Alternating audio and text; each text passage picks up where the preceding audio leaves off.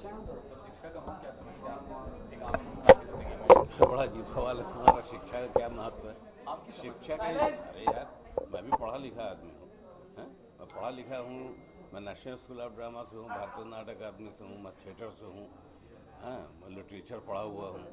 तो तुम यह सवाल पहले से मैं अपना बना लिया। समझे हम क्या महत्व देंगे? अरे भाई चाहते हैं कि शिक्षा का विस्तार हो। लॉर्ड मैकाले वाला हिसाब किताब खत्म कर देना चाहिए कि India is the country of snakes, forest and magicians. ये आज मॉडर्न कॉन्सेप्ट आ गया है, दुनिया आगे बढ़ गई है। उसके ऊपर अगर ये हमारे अजय आनंद जी फिल्म बनाते हैं शिक्षा को लेकर के, तो बहुत बड़ी बात है। आज बच्चों को लेकर के कोई फिल्म नहीं बनाता है। चिल्ड्रन फिल्म सोसाइटी में भी बहुत कम आपको फिल्में देखने को मिलती हैं। और आज फिल्म बनाना बड़ा मुश्किल हो गया है, बहुत खर्चीला काम हो गया है। तो ये फिल्म अगर अपना बना रहे हैं तो ये भी उनका एक दम है कि एक ऐसे सब्जेक्ट पे और ऐसे रूरल एरिया में जाकर के शूट करना और नए लोगों को इसका महत्व देना, इसमें चांस देना, काम करने के लिए प्रेरित करना, अग्रसरित करना, ये बहुत बड़ी बात है। तो अभी ये फिल्म देखेंगे तो आगे हमको पता लगेगा। बट ये मेरे दोस्त हैं, ये पुराने टाइम के, और इसके साथ साथ हमारे दोस्त जुड़े हुए हैं। संदीपन नागर, और डॉक्टर अचला नागर के बेटे हैं। तो संदीपन नागर जी और हम लोग साथ में दिल्ली में थिएटर किया करते थे फ्रॉम 86 टू 1992। 95 में वो मुंबई आ गया। तो हमारे पुराने संबंध भी अपने बने हुए हैं। और वो अमृतलाल नागर जी के ख़ानदान से उनके धूते हैं, उनके नाती हैं। और हम लोगों ने अमृतलाल नागर जी को देखा है। आप शिक्षा की बात कर रहे हैं ना, हमने पंडित अमृतलाल नागर जी को पढ़ा है, देखा है, उनसे मिले हैं, हम उनको जानते थे।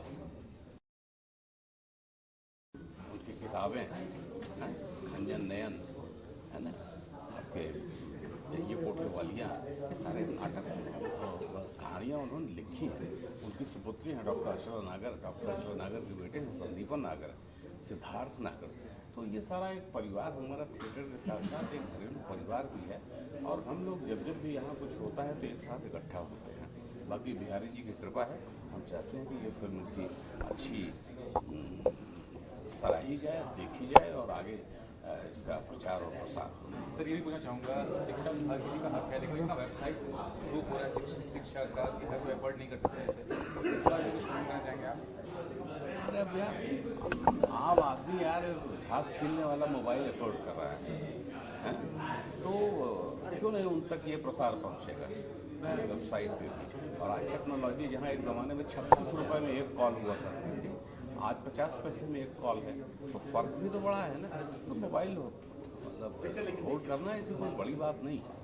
और बच्चों को, आज छोटे छोटे बच्चे हैं, उनको ये एप्पल का फ़ोन है, मुझे उतना नहीं मालूम जितना हमारे भतीजे को मालूम, अभी वो 4 साल का है ना। तो आज बच्चे उसी तरफ अग्रसर हो रहे हैं। टेक्नोलॉजी, उनको पैदाइशी टेक्नोलॉजिस्ट हो रहे हैं, समझे। तो ये सारी चीज़ें इकट्ठा होकर के एक सुलझे परिवार में जब आएगी और शिक्षा को एक नया मानदंड दिया जाएगा और एक ज़रूरत समझी जाएगी कि आज के ज़माने में पढ़ा लिखा होना, ग्रेजुएट होना बहुत ज़रूरी है। आप शिक्षा के ज़रिए ही बहुत कुछ कर सकते हैं। शिक्षा के ज़रिए ही मतलब समाज का विकास हो सकता है। तो उसके लिए तो हमें शिक्षित करना है और शिक्षा का प्रसार प्रचार करना है। ये शिक्षा पे नजर आ रहा है जी, क्या प्रेरित क्या फिल्म बनाने के बाद क्या समझते हैं देखने को मिले, किस तरह से प्रेरित होंगे वो? देखिए क्या है, जैसा हमारे देश में कानून भी है कि शिक्षा प्राप्त करना सबका अधिकार है। और शिक्षा प्राप्त करने से कोई किसी को रोक भी नहीं सकता। फिल्म कहानी इसी पर चल सकती है।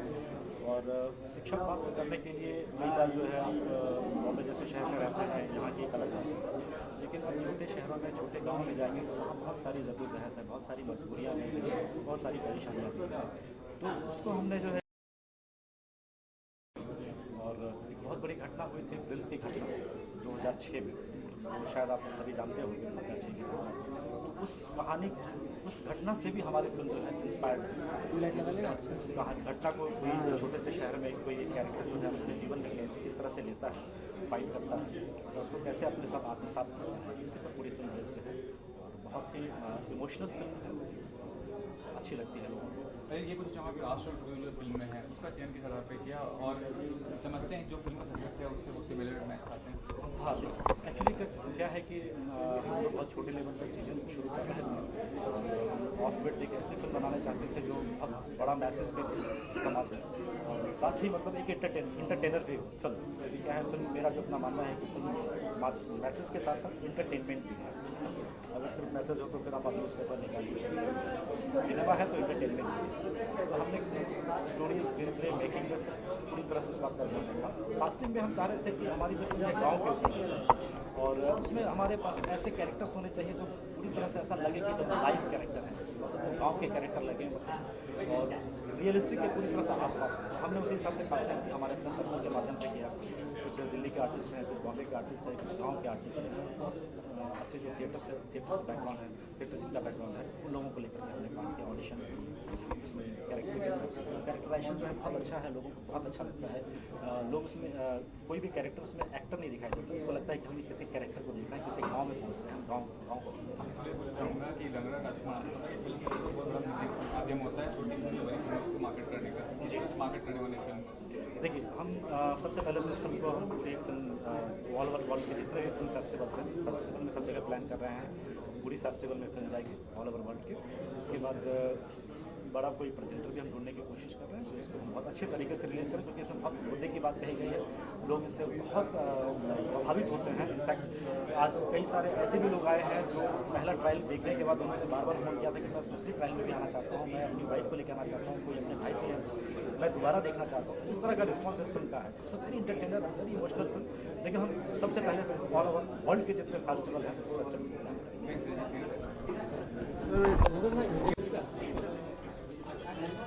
हो गया? हाँ, कहाँ हो गई? आपका इंट्रोडक्शन दीजिए, पहले अपना नाम बताइए। मैं आनंद कुमार गुप्ता हूँ और इस लंगड़ा राजकुमार में मैंने राजकुमार के फादर का रोल किया है। जीवन को चलाने के लिए 3 चीज़ों की जरूरत होती है: शिक्षा, शिक्षा, शिक्षा। फिल्म लंगड़ा राजकुमार में शिक्षा का संदेश प्राप्त करने के लिए मैसेज है, शिक्षा प्राप्त करने के लिए संघर्ष है और जीवन में कभी भी शॉर्टकट नहीं अपनाना चाहिए, इस बात का संदेश है।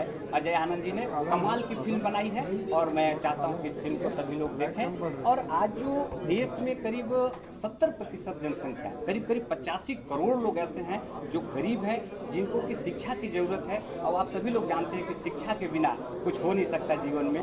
तो प्लीज शिक्षा का संदेश देती हुई फिल्म आप जरूर देखें। कैसा अनुभव था फिल्म के शूटिंग के दौरान? बहुत अच्छा अनुभव कर रहा हूँ। मैं तो पिछले 20 सालों से नुक्कड़ नाटक करता रहा हूँ और अजय आनंद जी ने कहा कि आपको ये रोल करना है, तो उन्होंने जैसे जैसे कहा वैसा वैसा मैंने किया। लेकिन कला के माध्यम से समाज सेवा के बहुत अच्छा माध्यम है और मैं बहुत अच्छा महसूस कर रहा हूँ। यही पूछना चाहूँगा, शिक्षा इस तरह से जा रहा है हमारे देश में, मतलब शिक्षित होना कितना इम्पोर्टेंट हो गया है? बहुत इम्पोर्टेंट है। जब आप इस फिल्म को देखेंगे तब आपको पता चलेगा कि शिक्षित होना और नहीं होना दोनों में कितना अंतर है।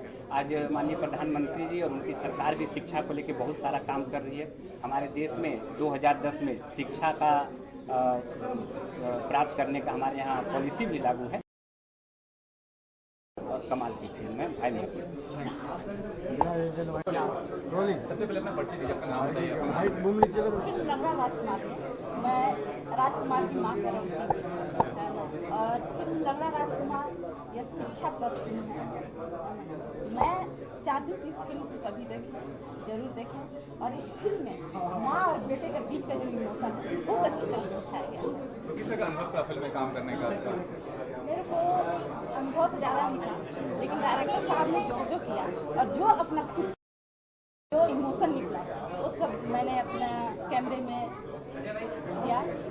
बहुत अच्छा लगा एक्टिंग करते हुए भी, और अपना जो भी माँ बेटे के बीच का जो इमोशन है बहुत अच्छा, मतलब बहुत हम दोनों के बीच का बहुत अच्छा फिल्म। आपसे पूछना चाहूँगा, आपका क्या किरदार है और किस तरह से अनुभव रहा आपको फिल्म में काम करने का? मैंने पिक्चर में हीरो का काम किया है और मुझे पिक्चर में काम करते हुए बहुत ही अच्छा लगा है। पिक्चर में काम करते तो वहाँ मौसम एकदम गर्म था, लेकिन हम लोग सबने मिलकर और आप क्या समझते हैं कितना इंपॉर्टेंट है शिक्षा, शिक्षित होना, एजुकेटेड होना कितना इंपॉर्टेंट है?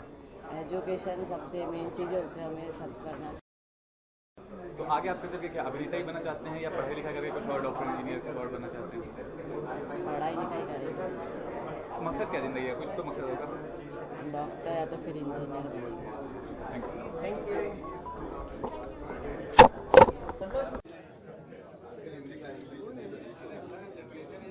मुंबईया है सब।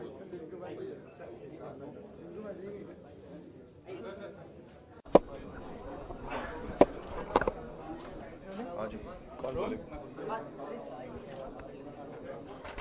सवाल ये तो पूरा चैनल हिल जाएगा।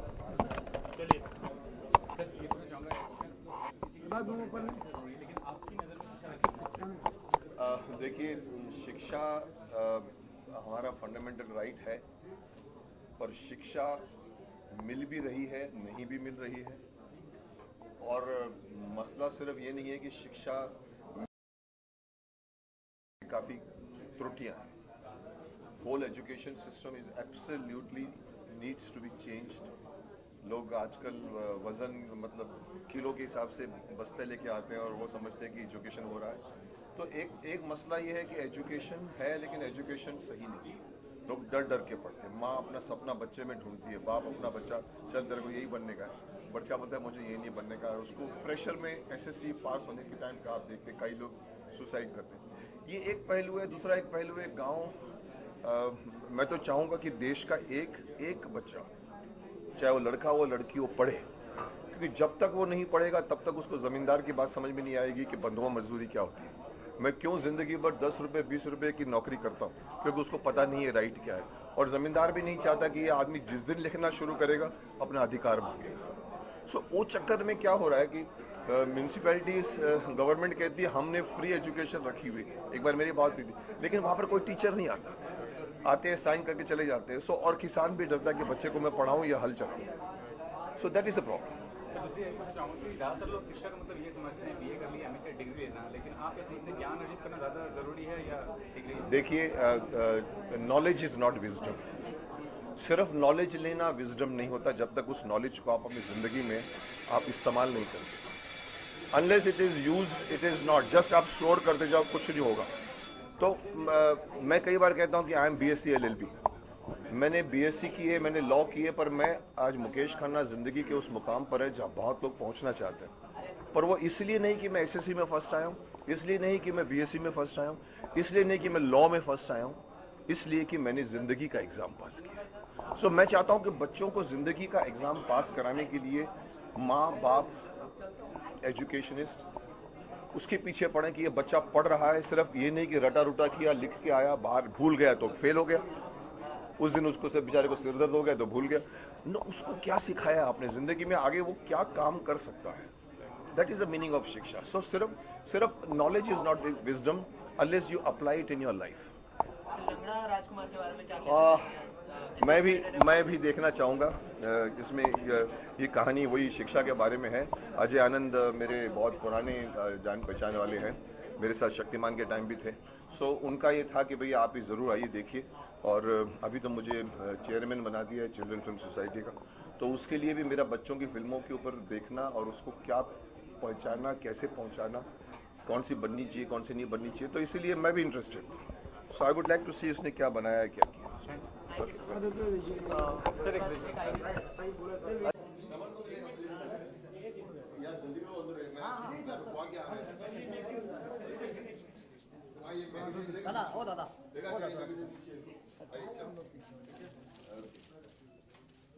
सर यहाँ पे सर, मुकेश सर, ओके, चलिए। हाँ सर।